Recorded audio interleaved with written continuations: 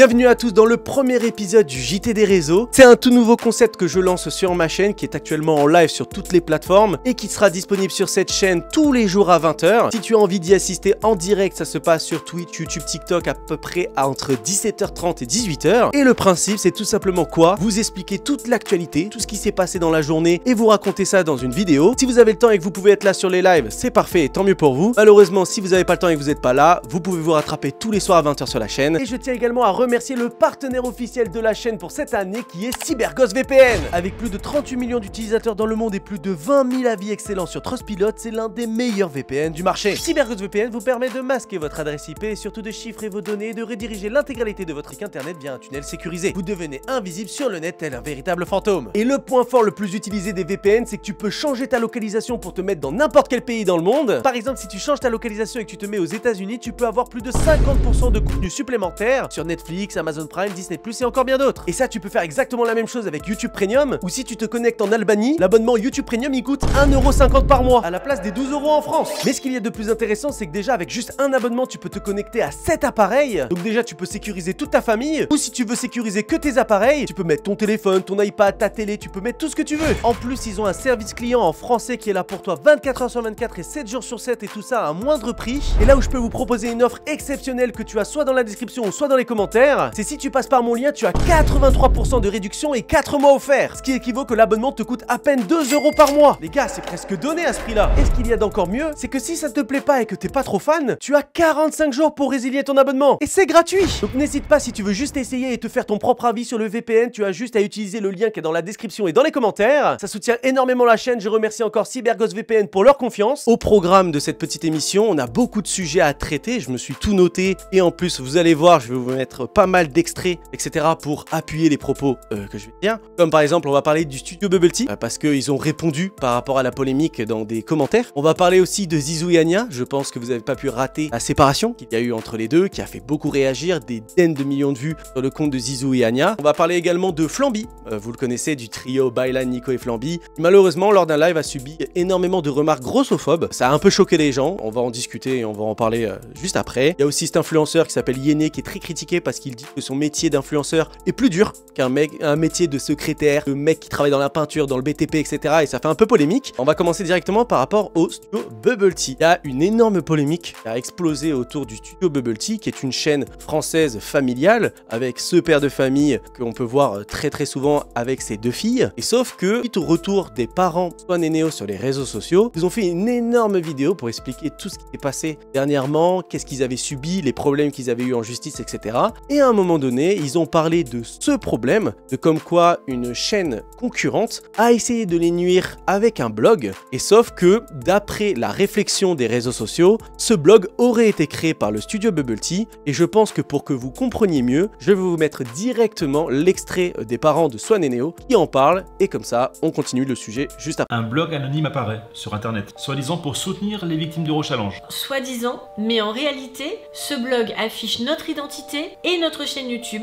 et il mélange les deux activités en fait. C'est un amalgame complet en fait. Il fait un amalgame entre Eurochallenge et notre chaîne YouTube. Le but semble être de salir au maximum la famille de Swan et Neo. Et la personne qui se cache derrière ce blog fait beaucoup d'efforts pour qu'il soit diffusé en masse sur les réseaux sociaux. Donc il contacte notamment nos abonnés dans l'espace commentaire, il diffuse sur Facebook, à l'époque c'est Facebook, hein, c'est les débuts des réseaux sociaux. Il contacte aussi nos abonnés sur Facebook, il contacte aussi nos partenaires, notamment à ce moment-là on est en train de soutenir une association pour aider les enfants malades, et contacte l'association pour lui envoyer le blog et pour qu'ils arrêtent évidemment de collaborer avec nous. Et il contacte aussi tous les youtubeurs critiques du moment pour les inciter à générer du drama. Donc bien sûr ce blog nous fait énormément de mal. Oui, c'est pas tant le fait qu'il parle d'Eurochallenge, c'est surtout qu'il essaye de nous faire passer pour des parents horribles. Cette personne prétend qu'on profiterait de nos enfants et ça lui permet de ternir l'image de notre famille sur YouTube.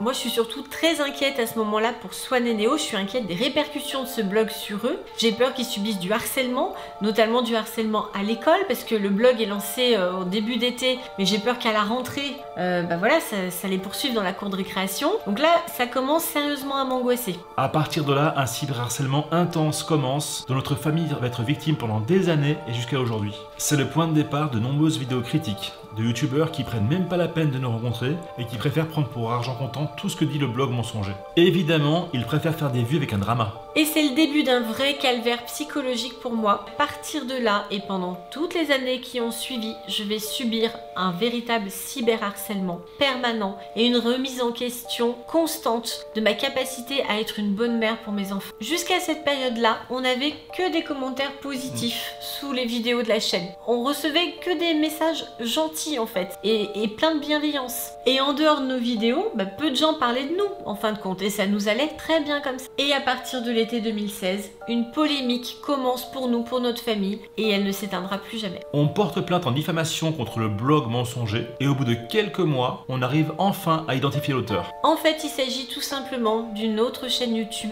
tenue par un papa qui fait le même type de vidéo que nous, voilà. Avec ses 2 filles. Voilà, on a 2 garçons, lui il a 2 filles. Ce papa, il était présent sur YouTube bien avant nous. Sa chaîne fonctionnait très bien. Il pensait être le premier youtubeur français à atteindre le 1 million d'abonnés avec une chaîne YouTube familiale. Et en fait, on a atteint le 1 million d'abonnés juste avant lui. Et visiblement, ça lui a pas plu du tout. C'est devenu même obsessionnel. Donc il a réalisé une petite enquête sur nous. Il a trouvé évidemment Eurochallenge. Il a créé le blog. Et ensuite, il a tout tenté pour essayer de nous détruire. Pour détruire notre réputation. Pour détruire notre image, pour détruire la chaîne YouTube, même pour détruire les contacts qu'on avait avec différents partenaires. En plus des mensonges que contenait le blog, l'auteur a balancé toutes nos coordonnées personnelles, notre adresse, nos noms de famille, nos informations personnelles, tout. La totale. Voilà, suite à cet extrait qui a fait énormément réagir dernièrement sur les réseaux sociaux, tout le monde en a conclu en fait que un père de famille, 2 enfants, qui en plus 2 filles, et il y en a pas beaucoup des chaînes familiales sur les réseaux sociaux, et en fait, ils en ont déduit directement que c'était la famille Studio Bubble Tea qui serait les responsables de cette tragédie qu'a subi les parents de Swan et Neo. Et au passage également les enfants Swan et Neo. Grâce à ça, ça a fait que, de manière générale sur les réseaux sociaux, il y a énormément de personnes qui sont allées directement dans les vidéos pour en savoir plus en fait. Parce que ils ont pas pris la parole depuis un petit moment, ça fait 4 semaines qu'ils n'ont pas sorti de vidéo. Et les gens s'attendaient à ce qu'ils prennent la parole et qu'ils s'expriment pour expliquer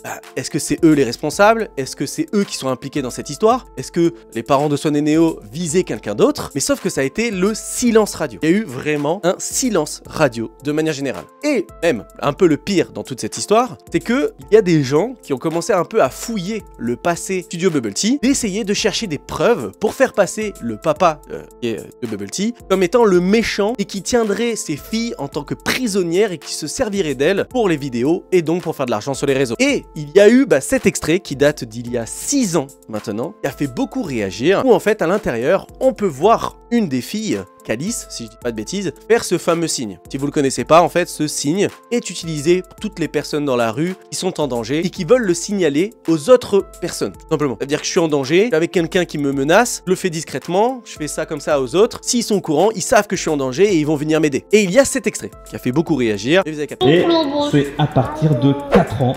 Donc Athéna, tu vas pouvoir t'éclater. Ça a commencé à les incriminer, ça a commencé à dire que le père de famille était un criminel, qu'il manipulait ses enfants, etc.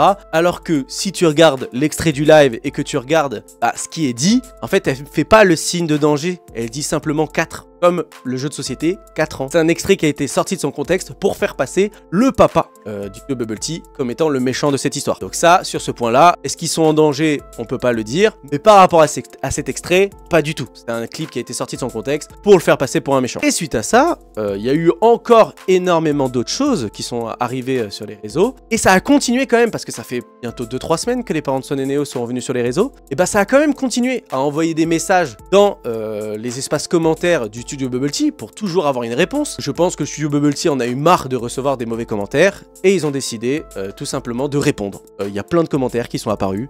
Je vais vous les mettre également à l'écran où en fait on peut voir directement le Studio Bubble Tea répondre à certaines polémiques et à certains propos contenus sur les réseaux sociaux, comme vous pouvez le voir avec celui-là où en fait tout simplement on l'accuse de cacher quelque chose et que les gens qui viennent sur cette chaîne ne sont pas au courant de la vérité. Et par exemple vous le voyez, pour le coup nous on la connaît, on pourrait tout démontrer avec des preuves, mais les réseaux, c'est pas la vraie vie. Alors on préfère passer ce temps positivement et non dans des dramas de maternelle.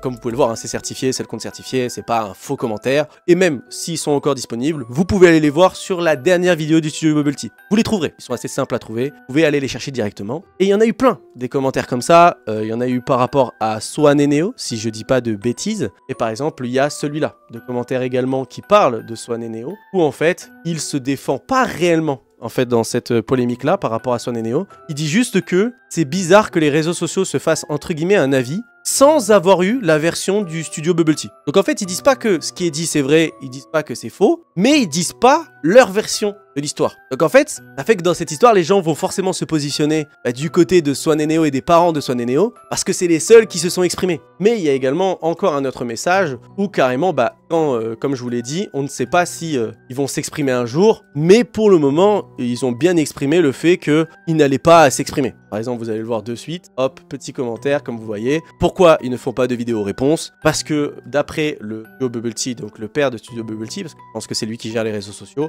ça n'a aucun intérêt. Ça n'alimenterait que le drama, et même s'il dit la vérité ou un mensonge, en fait ça servirait à rien. Donc voilà, tout simplement, c'est pour ça qu'il ne prend pas la parole vis-à-vis de cette histoire pour le moment, parce qu'on dit ça actuellement, mais peut-être qu'un jour ça arrivera. Mais c'est pour ça que pour l'instant, il n'en parle pas, qu'il ne veut pas s'exprimer, et il pense qu'il en a pas besoin. Et même, on peut parler aussi de ce commentaire qui a fait aussi beaucoup parler, parce que forcément, comme il y a deux polémiques, comme je vous l'ai bien expliqué si vous avez bien suivi l'émission depuis le début, et il y a la polémique Swan et Neo, et on vient d'en parler. En clair, il dit que il a pas donné sa version des faits. En fait, ça sert à rien de se faire un avis. Mais il y a l'autre côté où on dit qu'il est en danger. Les enfants sont en danger. Donc je vous ai prouvé déjà que l'extrait qui est utilisé, il est faux. Mais forcément, il y a d'autres personnes qui disent non, c'est pas vrai, on les voit dans les vidéos que les enfants sont en danger, que c'est compliqué, etc. Et il a décidé de vous voyez répondre dans ce fameux commentaire où il dit que, en fait, il y a carrément eu déjà une enquête des services sociaux pour estimer si les enfants étaient en danger, s'ils étaient mal éduqués, utilisés pour faire des vues sur les réseaux. Et d'après son témoignage à lui, il n'y aurait pas eu recours vis-à-vis de cette enquête des services sociaux et que les filles sont équilibrées et épanouies. Donc voilà, tout simplement voilà.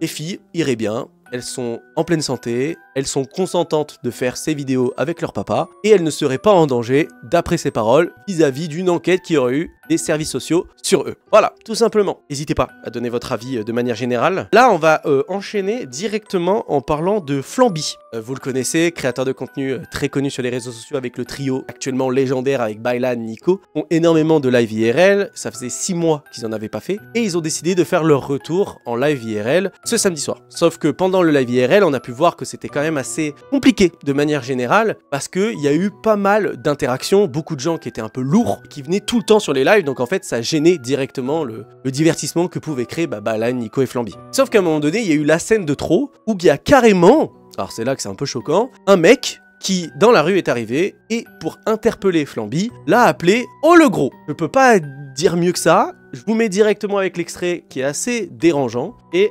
après on continue. C'est gros. Ah frérot, un peu de respect. Ah non mais c'est... Oui, tu peux pas être tranquille, tu peux pas dire ça. Mais non mais sérieux, il me ressemble, il me ressemble à ma mère. Un mec c'est un gros. On leur donne pas le buzz. Les gars, ça sert à rien de calculer. C'est pas grave, t'es dans le lot. Effet de groupe. Comment ça, effet de groupe? Non mais sérieux, fais pas le coup. Je m'excuse auprès de Flamby, le plus beau de tous les rebeux. Et en plus, on m'a harcelé, un an m'a dit que je ressemble. Et en vrai, c'était un honneur pour moi. Non mais c'est pas frérot. Et c'est Flamby V2. Et pardon à Flamby, le C'est boss. pas parce qu'on t'a harcelé que tu dois, quand tu vois un mec, tu dis qu'il est gros. C'est une forme de respect, frère. Est-ce qu'il est gros? Ça, Non mais c'est ça, tu le connais pas, tu dis qu'il est gros. Ça se fait pas, et mets-toi à sa place. Ouais. Et voilà mon gars, rappel. Allez, je vous invite tous à manger. Je te parle sérieux. Oh, calme. Non mais pour de vrai, c'est pas bien de dire des trucs comme ça. Le mec il peut mal le prendre. J'ai un talent, je vous montre mon talent.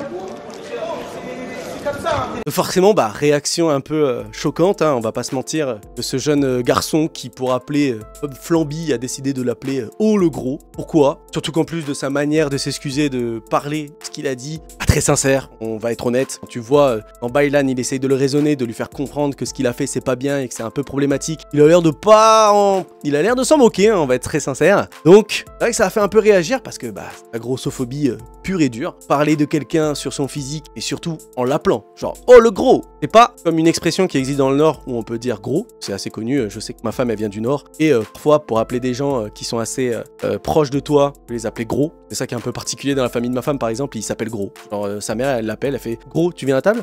C'est particulier mais ça existe. Mais là, il n'y a même pas cette excuse, la formulation c'est oh c'est le gros, pour clairement le catégoriser en mode il est gros, donc c'est comme ça que je dois l'appeler. C'est quand même assez problématique, mais bon, c'est pour ça que ça fait un peu réagir. N'hésitez pas, comme je le dis, à vous dire votre avis en commentaire. On continue tout simplement avec par rapport à Zizou et Anya. Bon, comme je l'ai dit en intro, ça a fait des dizaines de millions de vues sur les réseaux sociaux. Je pense que vous n'avez pas pu rater la polémique autour de Zizou et Anya. Énormément réagir. Malheureusement, pour une rupture, qui est quand même pas attendue sur les réseaux, malgré le fait qu'ils ont déjà fait combien de fois? Dizaines de fois, des ruptures sur les réseaux sociaux, où en fait c'était pour faire des coups de buzz, pour annoncer des projets, etc.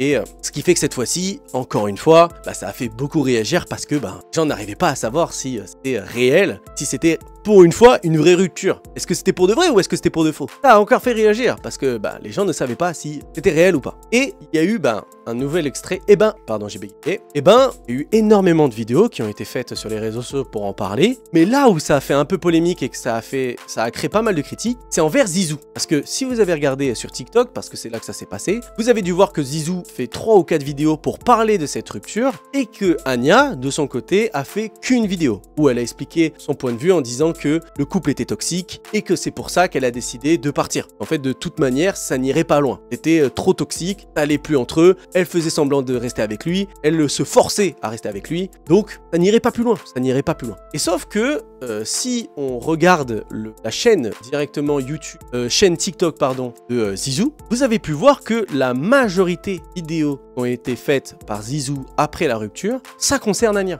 Et il en a fait à peu près 15 vidéos. On parle même pas des vidéos par rapport à la rupture, où il y en a déjà 3 ou 4. On parle des vidéos qui ont été faites après la rupture. Donc ça veut dire qu'ils sont chacun de leur côté. Et Anya, elle, a fait un playback, où dedans, elle ne parle même pas de Zizou. Elle a fait également une vidéo make-up, Get Ready With Me. Elle parle pas de Zizou. Mais du côté de Zizou, il a fait plus de 10 vidéos, où à chaque fois, c'était visé sur Anya. Ce qui peut se comprendre, parce que si l'histoire est pas fausse et qu'elle est vraie, c'est Zizou qui s'est fait larguer dans cette histoire. Donc, on peut comprendre qu'il se sente mal et qu'il ait besoin d'exprimer sa tristesse et son malheur en faisant des TikTok visés. Elle me manque, je veux la retrouver, j'ai aucune motivation, je me sens pas bien, je suis célibataire, voilà. Sauf que, à un moment donné, quand tu fais 1, 2, 3 vidéos, déjà les gens ils commencent à s'agacer. Mais quand t'en fais 13, forcément que tout le monde commence à être agacé et il se fait énormément critiquer en commentaire. Vous avez juste à aller regarder son dernier TikTok où il dit « Elle me manque encore ». Pour une fois, il parlait pas d'Anya, il parlait de Melanite. Et les premiers commentaires qui reviennent c'est « Oh là là, tu forces, c'est encore de Anya que tu parles ». Et donc il se fait beaucoup critiquer dernièrement à cause de ça sur les réseaux. Donc vous,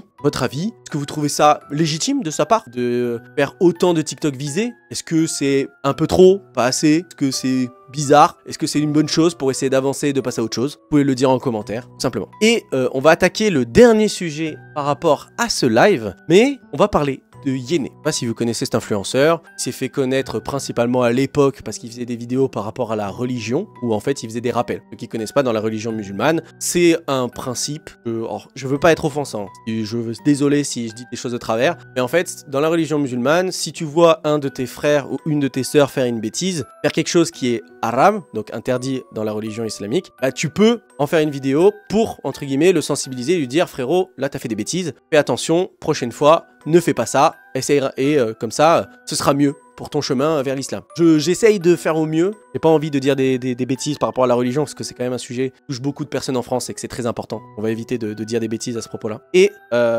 tout simplement, quand il s'est fait connaître, il y a eu beaucoup de polémiques sur les réseaux vis-à-vis de pas mal de vidéos, de prises de partis politiques, d'opinion publique, bref. Et dernièrement, il a décidé d'effacer en fait l'image qu'il a derrière lui, et il a décidé en fait de clairement changer sa direction artistique de A à Z. Ça veut dire qu'il est passé du mec, comme je vous le dis, qui dénonçait par exemple ce qui se passe en Palestine, Israël, de faire des vidéos par rapport à la politique, contre l'extrême droite, etc. Il a tout arrêté et il a décidé de se lancer dans le lifestyle. Ça veut dire qu'il fait que des vidéos qui sont autour de la sape, parce qu'il fait tous les jours presque des outfits of the day. Donc en fait c'est clairement montrer sa tenue quoi, comment il s'habille. Ça fait un peu polémique parce que c'est particulier comment il s'habille quand même, et que c'est un peu bizarre, mais après chacun ses goûts. Et la vraie polémique polémique qui a été créée autour de lui, à cause d'un extrait, où en fait, quand il était en live, il y a une personne de son chat qui lui a demandé si son métier, c'était pas trop ennuyant. Et lui, en fait, à l'inverse, il a dit que son métier était pire que tous les autres métiers de base. Donc quand il parle de métiers de base, je pense qu'il parle de secrétaire, peintre, dans les travaux dans le BTP,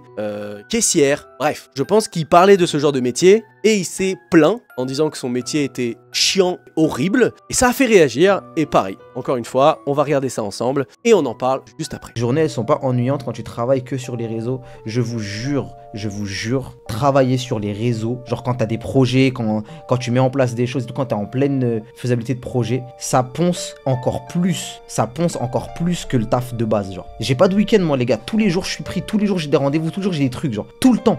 J'ai des messages tout le temps, tous les jours, c'est une horreur les gars. Je pense que l'extrait fait un peu réagir, je pense que dans le chat, peut-être ça vous énerve et ça vous agace. Et je peux comprendre, tout simplement parce que moi, j'ai été dans les deux camps, on va dire, dans le sens que maintenant je suis actif à fond sur les réseaux, mais avant ça j'étais ingénieur. Donc je faisais un boulot de bureau, entre guillemets 8h, 18h, derrière un bureau, et c'est tout. Mais avant ça, j'ai fait aussi des métiers très manuels. J'ai été peintre, j'étais préparateur de commandes, et de la manœuvre, bref, des métiers très casse-pieds, qui ont mal au dos, qui sont rudes, qui même que tu fais des horaires un peu horribles, 4h du matin, 14h, bref, j'ai tout fait. J'ai fait des métiers vraiment pénibles, des métiers de bureau et maintenant le métier d'influenceur. Et en fait, moi qui ai fait tous ces boulots, c'est clair que je suis d'accord avec cette polémique et ces réactions qu'il y a autour de lui, parce que c'est quand même assez irrespectueux pour les gens qui se lèvent le matin à 7h du mat, qui rentrent à 18h30, font de la manutention, cassent le dos, qui sont fatigués, que c'est dur physiquement, etc., qui rentrent le soir du travail et ils gagnent un SMIC, ils gagnent 1300 € par mois, et t'as un mec qui, son taf, c'est filmer ses journées, et pas du contenu qui demande énormément de travail.